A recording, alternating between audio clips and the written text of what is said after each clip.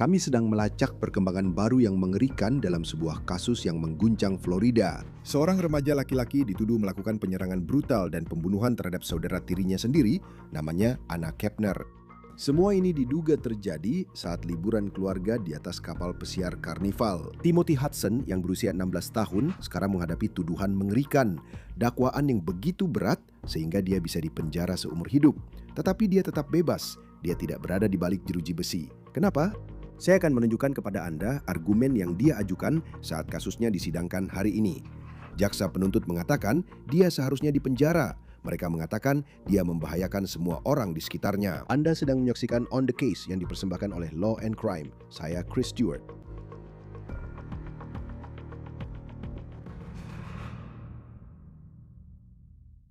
Baiklah teman-teman, sebentar saja kita punya banyak hal yang harus dibahas di episode On The Case kali ini. Tapi sebelum kita mulai, saya ingin memberitahu kalian tentang aplikasi ini. Aplikasi ini luar biasa. Namanya Upside. Dan aplikasi ini memberikan cashback untuk pembelian sehari-hari seperti bensin, belanjaan, dan makanan dibawa pulang. Caranya gampang banget. Kamu cukup unduh Upside secara gratis. Kamu klaim penawaran di salah satu dari 100.000 lokasi mereka, lalu kamu bayar seperti biasa dengan kartu kamu.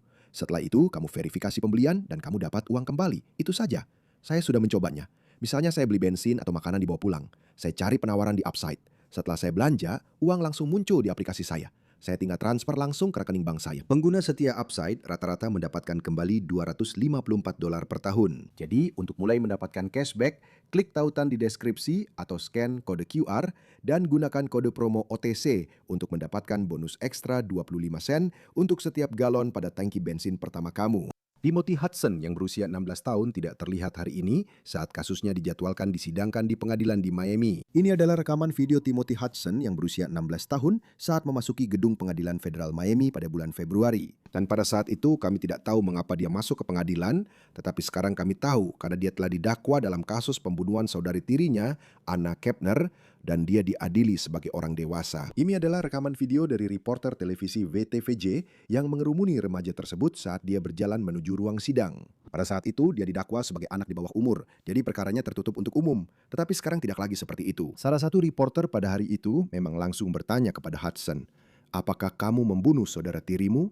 Tapi dia tidak mengatakan apa-apa. Pengacaranya segera membawanya pergi. Sekarang Hudson didakwa sebagai orang dewasa. Jadi pertanyaannya, apakah dia masih diperlakukan dengan sangat lunak?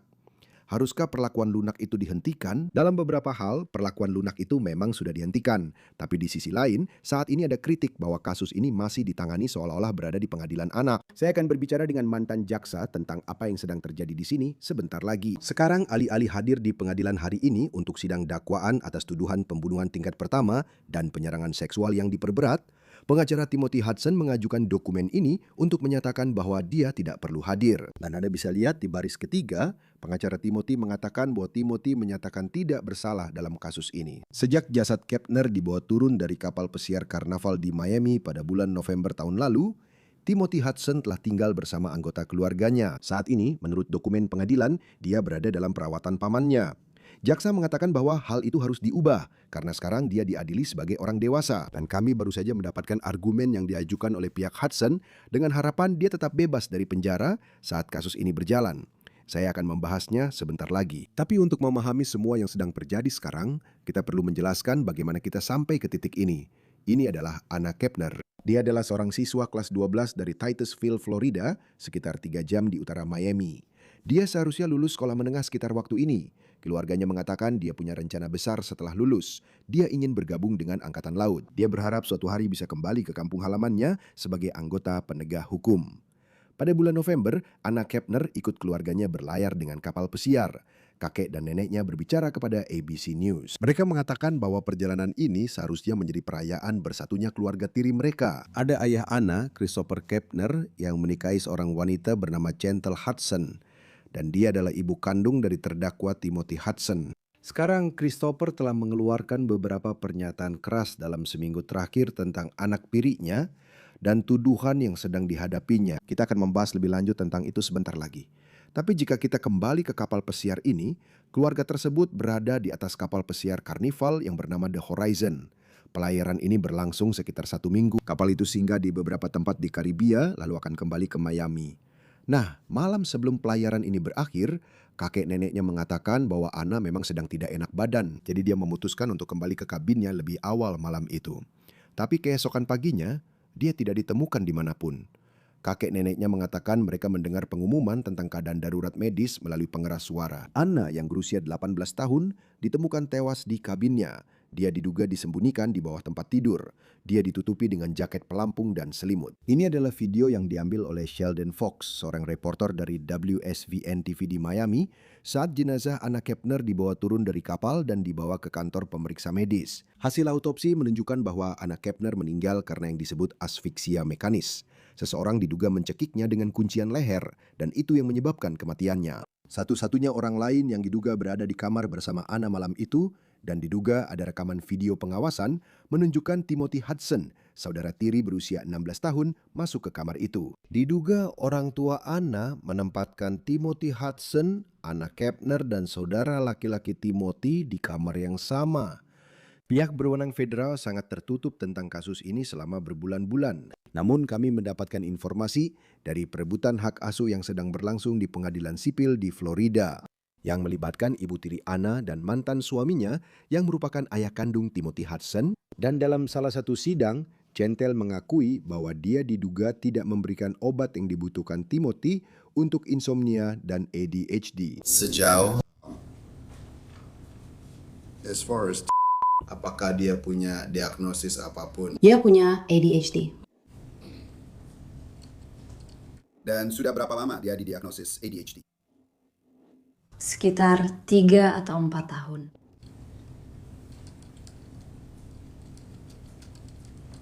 Itu setelah Anda berpisah dari Tuan Hudson, benar? Kurang lebih pada waktu itu ya.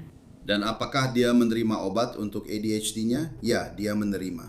Dan obat apa yang dia konsumsi? Untuk saya, methylphenidate. Bisakah Anda mengucapkannya untuk saya? Methylphenidate, saya tidak tahu cara mengejanya. Oke. Nama mereknya Concerta. Terima kasih.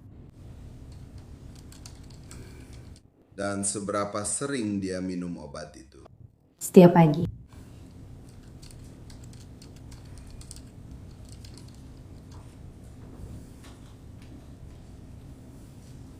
Dan apakah dia membawa obat itu saat berlayar? Iya. Dia juga minum pil malam hari juga. Obat yang sama? Bukan, itu clonidine. Itu untuk apa? Insomnia.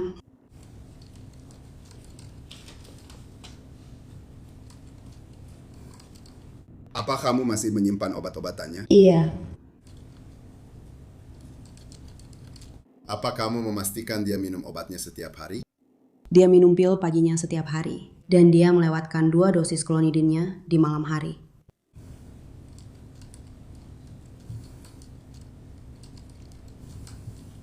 Kamu juga menyimpan clonidine-nya? Iya, benar. Iya, maaf. Dan maksudmu dia melewatkan dosisnya? Apa yang terjadi di sana? Dia tidur sebelum sempat menerima obatnya. Dia sudah tertidur. Termasuk Kamis malam itu. Bukan, Kamis malam. Dia tidak meminumnya. Aku tertidur sebelum dia. Jadi, hanya untuk memastikan aku mengerti, Pak. Selama di kapal pesiar, dia 2 kali lupa minum obat malamnya. Salah satu malamnya karena dia tertidur sebelum minum obat itu. Dan malam satunya lagi adalah malam sebelumnya. Benar, aku tertidur sebelum dia tertidur. Jadi dia tidak mendapatkan obatnya pada malam sebelumnya. Ya, dia tidak minum obat itu sebelum kejadian. Ya, Bu. Baik, terima kasih. Kami tidak tahu apakah hal-hal itu akan menjadi bagian dari pembelaan Timotius.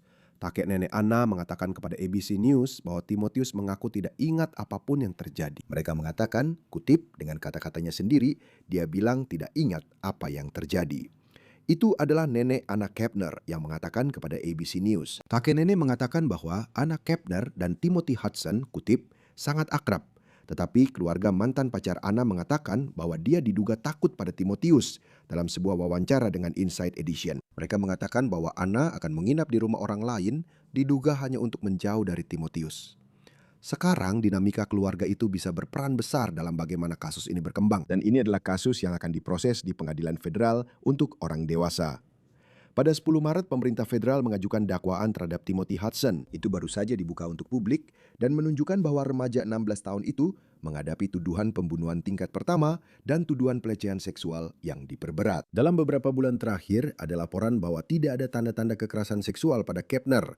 Tetapi menurut dakwaan ini, hal itu ternyata tidak benar. Dakwaan tersebut menyatakan bahwa Hudson, kutip, dengan sadar dan secara melanggar hukum melakukan percobaan pembunuhan. Itu adalah pembunuhan AK yang disengaja, direncanakan, jahat, dan sudah dipikirkan sebelumnya.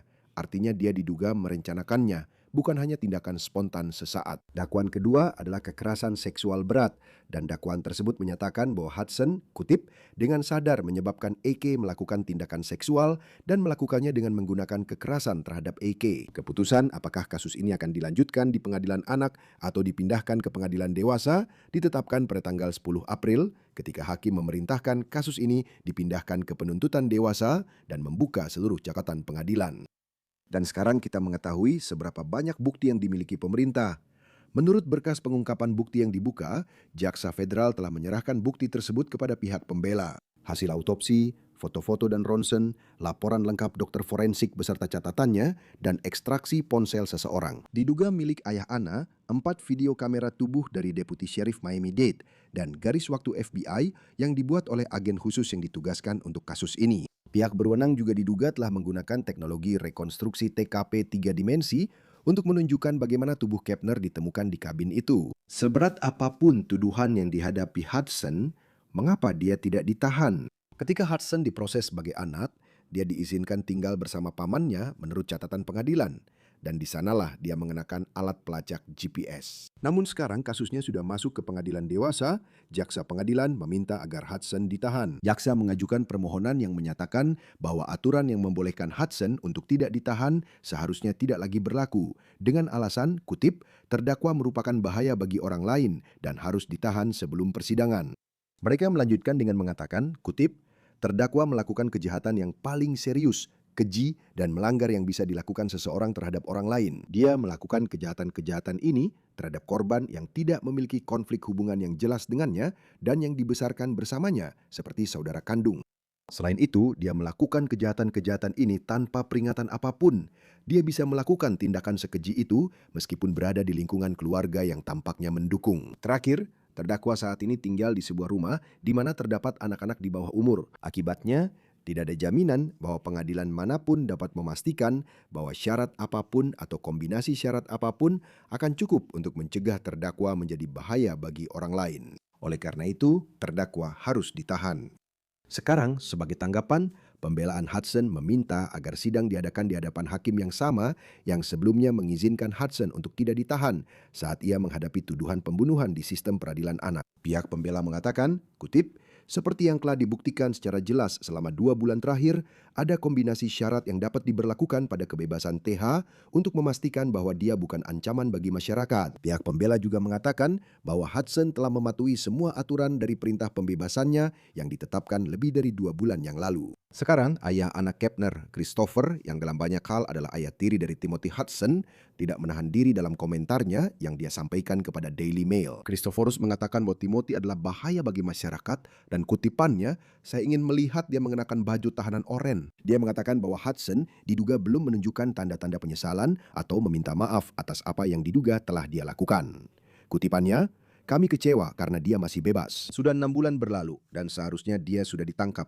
Namun dia masih bebas melakukan apapun yang dia mau saat ini, kata Christophorus kepada Daily Mail. Dia juga mengatakan kepada Daily Mail bahwa baik dia maupun istrinya, Ibu Timothy, belum berbicara dengan Timothy sejak dia diasuh oleh pamannya yang terjadi pada bulan Desember lalu. Dia dikabarkan mengatakan bahwa Timotius tidak ingat apa yang terjadi. Bergabunglah bersama kami sekarang untuk membahas lebih lanjut tentang kasus ini, mantan Jaksa Federal dan Presiden West Coast Trial Lawyers, Nemo Romani. Terima kasih seperti biasa telah bersama kami di Law and Crime. Saya akan mulai dengan pertanyaan langsung yang menurut saya banyak orang juga punya. Maksud saya, Anda bisa melihatnya di berita utama. Berdasarkan apa yang dituduhkan kepada Timothy Hudson, mengapa sampai saat ini dia masih bebas dan belum dipenjara? Itu pertanyaan yang bagus, dan biasanya jika seseorang adalah orang dewasa dan mereka didakwa dengan pembunuhan, mereka akan ditahan tanpa jaminan. Sekarang jelas dalam kasus ini, Timothy Hudson adalah dan memang masih di bawah umur. Sekarang dia sedang diadili sebagai orang dewasa. Tapi itu bukan sesuatu yang bisa terjadi secara otomatis di pengadilan federal. Seorang hakim harus menentukan bahwa hal itu demi kepentingan keadilan. Dan hakim telah membuat keputusan tersebut. Namun biasanya sebelum itu terjadi, anak di bawah umur tidak ditahan karena sistem peradilan anak tujuannya benar-benar berbeda. Tujuannya terutama untuk rehabilitasi. Sedangkan tentu saja di pengadilan untuk orang dewasa, salah satu tujuan utamanya adalah menghukum, tetapi juga melindungi masyarakat dan memastikan individu tidak melarikan diri. Dan itulah sebabnya orang dewasa yang didakwa dengan pembunuhan dan kekerasan seksual berat, mereka hampir selalu ditahan sambil menunggu persidangan. Dan jaksa telah mengajukan permohonan agar ketentuan itu diubah. Jadi, dia akan dibawa ke dalam tahanan. Karena, jika saya mengutip ulang apa yang ditulis jaksa, maksud saya, dia dituduh melakukan kejahatan yang sangat berbahaya. Mereka menuduhnya sangat berbahaya bagi orang-orang di sekitarnya. Mereka mengatakan bahwa, Anda tahu, situasi saat ini di mana dia diizinkan tinggal bersama pamannya, ada anak-anak di bawah umur di rumah itu. Dan sekarang dia sudah dewasa, keadaannya berubah. Pihak pembela mengatakan bahwa dia telah mengikuti semua aturan dan ketentuan yang telah ditetapkan. Dia juga dipantau dengan GPS. Dia tinggal, Anda tahu, di rumah di mana mereka menjaganya. Dan mereka ingin mengadakan sidang. Bagaimana sidang seperti itu berjalan sekarang, mengingat dia diadili sebagai orang dewasa? Jadi ini adalah sidang penetapan jaminan. Dan dalam sidang-sidang tersebut, terkadang pihak pembela akan berargumen bahwa seseorang yang sedang ditahan seharusnya dibebaskan. Atau dalam kasus khusus ini, jaksa penuntut berargumen bahwa seseorang yang sedang bebas dengan jaminan dan berada di bawah pengawasan layanan pengawasan pra-persidangan. Begitulah cara kerjanya di sistem federal. Dan selalu ada serangkaian syarat kan, tidak boleh memiliki senjata api, mematuhi semua hukum, menyerahkan paspor, hal-hal yang biasa. Tapi yang akan diperdebatkan oleh jaksa penuntut adalah bahwa tidak ada syarat atau kombinasi syarat yang dapat menjamin kehadiran terdakwa di persidangan dan memastikan bahwa masyarakat tetap aman selama proses hukum berlangsung. Jadi itulah yang akan diperdebatkan oleh kantor Kejaksaan Amerika Serikat di Florida. Dan tentu saja pihak pembela akan menentangnya. Tapi ada sidang khusus hanya untuk tujuan ini. Saya tahu pihak pembela ingin sidang itu dilakukan dengan hakim yang mengizinkan dia berada dalam kondisi ini, di mana dia bisa tinggal di rumah pamannya. Dan tentu saja, dalam sistem hukum, Anda harus mengikuti semua aturan dan prosedur yang ada. Tapi rasanya tidak mengejutkan bahwa dia didakwa sebagai orang dewasa dalam kasus ini karena usianya 16 tahun. Dan kemudian, ini adalah tuduhan yang sangat serius yang sedang dihadapi. Maksud saya, seberapa besar kemungkinan seorang hakim akan mengatakan, baiklah, sekarang karena Anda diadili sebagai orang dewasa, kami akan menahan Anda sementara kasus ini berjalan. Itu sangat mungkin, dan seperti yang Anda katakan, itu sangat tergantung pada yurisdiksi. Jadi misalnya, di pengadilan negara bagian Florida, jaksa tidak memerlukan izin. Mereka bisa mengajukan dan menuntut seorang anak berusia 16 tahun sebagai orang dewasa. Tapi dalam kasus khusus ini, karena ini adalah sistem federal dan di negara bagian tertentu seperti California, biasanya Anda memang memerlukan persetujuan dari hakim untuk menuntut anak di bawah umur sebagai orang dewasa. Dan sebenarnya ini adalah standar yang tidak jelas benar-benar demi kepentingan keadilan. Dan begitu juga ketika menyangkut jaminan, hakim memiliki banyak kebebasan dalam mengambil keputusan. Anda tahu, ada hakim yang akan menahan semua orang yang didakwa dengan pembunuhan tanpa pengecualian atau kejahatan seksual yang sangat serius, pemerkosaan, seperti yang sedang kita bicarakan di sini, terutama ketika kita membicarakan tentang pembunuhan yang telah dilakukan. Sebenarnya tidak ada argumen yang jelas untuk pembelaan diri atau kurangnya niat, bukan? Ketika Anda berbicara tentang asfiksia, ada juga yang akan berkata, ya, dengarkan, ini adalah seseorang yang saya setuju harus didakwa sebagai orang dewasa, tetapi masih di bawah umur. Dan memang masih di bawah umur ketika ini terjadi. Saya percaya bahwa serangkaian syarat ini dapat melindungi masyarakat dan memastikan bahwa dia akan hadir di pengadilan. Jadi, ini adalah keputusan yang bergantung pada hakimnya. Tentu saja tidak ada satu aturan yang berlaku untuk semua. Atau Anda tahu, saya tidak akan menggeneralisasi. Karena sebenarnya itu tergantung pada penilaian hakim individu dalam kasus tersebut. Dan itulah yang kita lihat di sini. Dan hari ini dia dijadwalkan untuk menjalani sidang pembacaan dakwaan. Dia dijadwalkan hadir di pengadilan. Pengacaranya mengajukan agar dia tidak perlu hadir. Mereka mengajukan dokumen yang menyatakan bahwa dia telah melihat surat dakwaan. Dia memiliki surat dakwaan tersebut. Dia mengaku tidak bersalah dan melepaskan hak untuk hadir. Apa pendapatmu tentang keputusan itu dibandingkan dengan membawanya hadir di pengadilan di Miami? Ya, kita tahu, sidang pembacaan dakwaan ini biasanya hanya formalitas kan? Terdakwa hampir selalu mengaku tidak bersalah atau pengacaranya yang mengajukan pembelaan tidak bersalah atas namanya. Jadi, biasanya tidak banyak yang terjadi. Ini adalah sidang awal, seringkali berupa pembacaan dakwaan. Terkadang mereka bahkan akan mengabaikan itu, karena sebenarnya sidang dakwaan hanya untuk memberitahu terdakwa tentang sifat dakwaan terhadapnya dan meminta pembelaan. Dan itu saja, biasanya tidak terlalu penting. Sidang ini hanya berlangsung beberapa menit. Terkadang mereka akan membahas jaminan pada sidang itu. Namun seringkali, jika sidangnya akan berlangsung lebih lama dan hakim sedang menerima banyak permohonan pembelaan, mereka akan menunda sidang jaminan itu selama beberapa hari dan menetapkan waktu khusus untuk membahasnya. Jadi, karena kita tidak membahas jaminan hari ini, dan ini sebenarnya hanya kehadiran di pengadilan yang memakan waktu beberapa menit, Anda harus membangunkannya sangat pagi, meminta petugas membawa dia ke pengadilan, berada di sana hanya beberapa menit, menunggu berjam-jam. Para pengacara mungkin berkata, "Tahu tidak, ini kasus yang cukup terkenal. Mari kita tunggu saja sampai sidang jaminan itu dan kita bisa menghadirkan klien kita saat itu." Apa pendapat Anda tentang keputusan itu? Karena dia berusia 16 tahun dan ini adalah tuduhan yang sangat serius yang dihadapinya, bagaimana pendapat Anda secara umum tentang keputusan untuk mengadili kasus ini di pengadilan dewasa dibandingkan dengan sistem peradilan anak? Ya, itu adalah keputusan terbesar dalam kasus ini, mungkin bahkan lebih besar daripada apa yang akan diputuskan oleh juri. Karena kemungkinan hukuman untuknya sebagai orang dewasa adalah penjara seumur hidup atas tuduhan ini. Maksud saya, ini sangat serius. Jelas, anak di bawah umur tidak bisa menghadapi hukuman mati karena preseden dari Mahkamah Agung. Tapi Anda tahu, dalam sistem peradilan anak, sangat mungkin dia akan dibebaskan ketika sudah dewasa. Sekali lagi, tujuannya sangat berbeda. Tujuannya adalah untuk merehabilitasi dan menangani kasus di pengadilan anak. Jarang sekali Anda melihat seseorang benar-benar di penjara. Memang ada pembicaraan tentang camp-camp di rumah tahanan anak, tapi khususnya di tingkat federal, itu tidak terlalu umum. Jadi, fakta bahwa Hudson diadili sebagai orang dewasa mungkin adalah keputusan terpenting dalam kasus ini. Dan hal itu benar-benar akan menentukan arah masa depannya. Jika Anda melihat apa yang telah diberitakan, Anna Kepner diduga, Anda tahu, dikenai semacam cekikan pada leher oleh Timothy Hudson. Lalu tubuhnya ditemukan di bawah tempat tidur di sebuah kamar dan dia ditutupi selimut. Dia juga ditutupi jaket pelampung.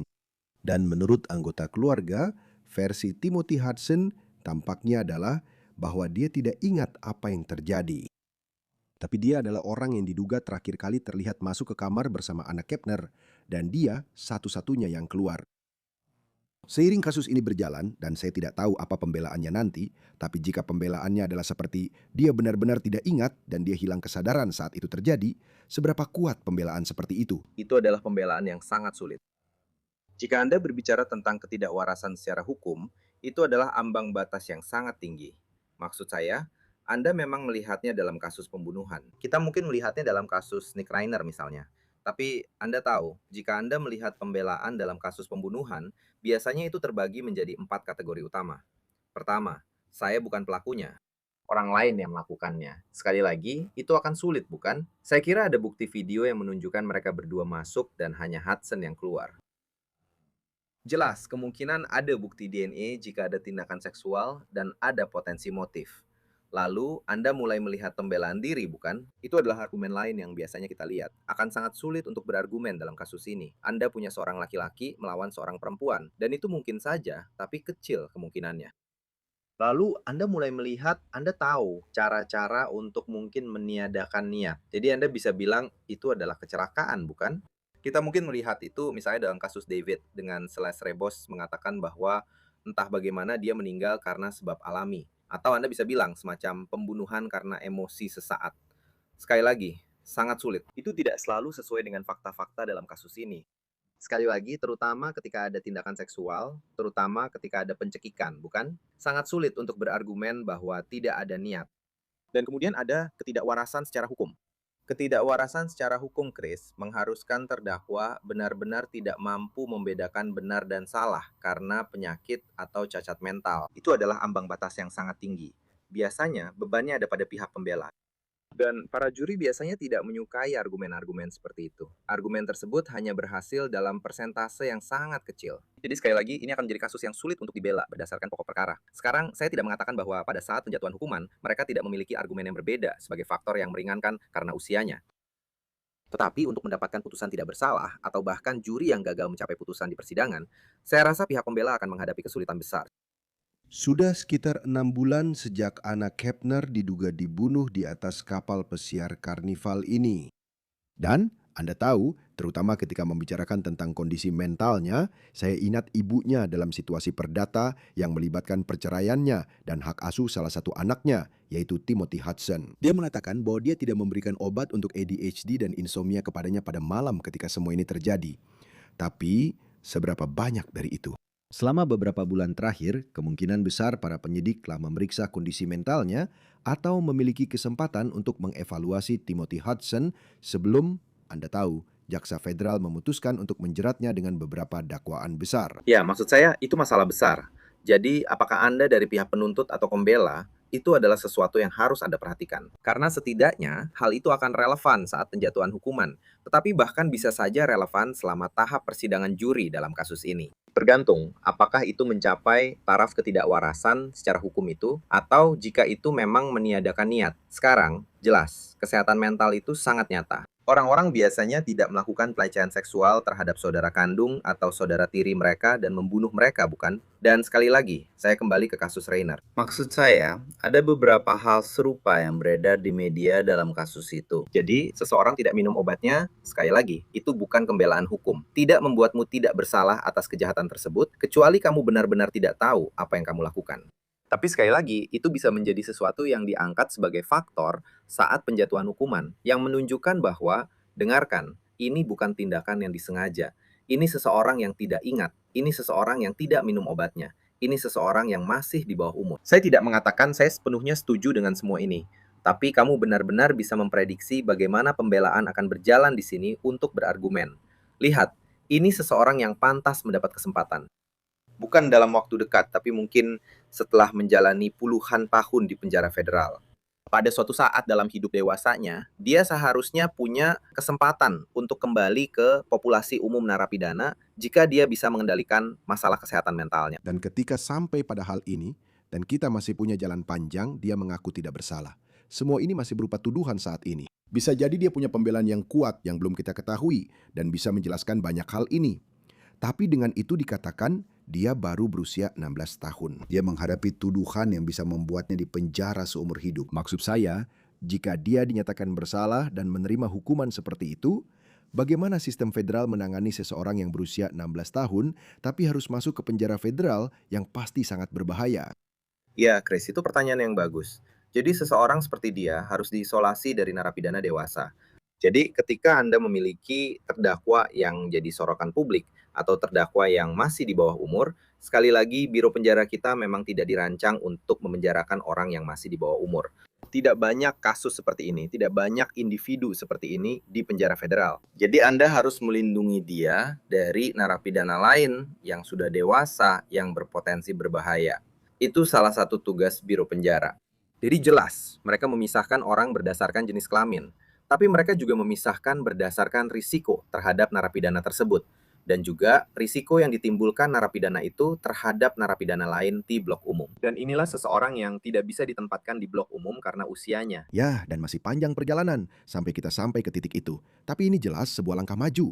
Dia menyatakan tidak bersalah di persidangan. Kita akan lihat apa yang terjadi selanjutnya. Nima Romani, mantan jaksa federal, presiden West Coast Trial Lawyers. Senang sekali Anda bisa hadir di Law and Crime. Terima kasih telah bersama kami.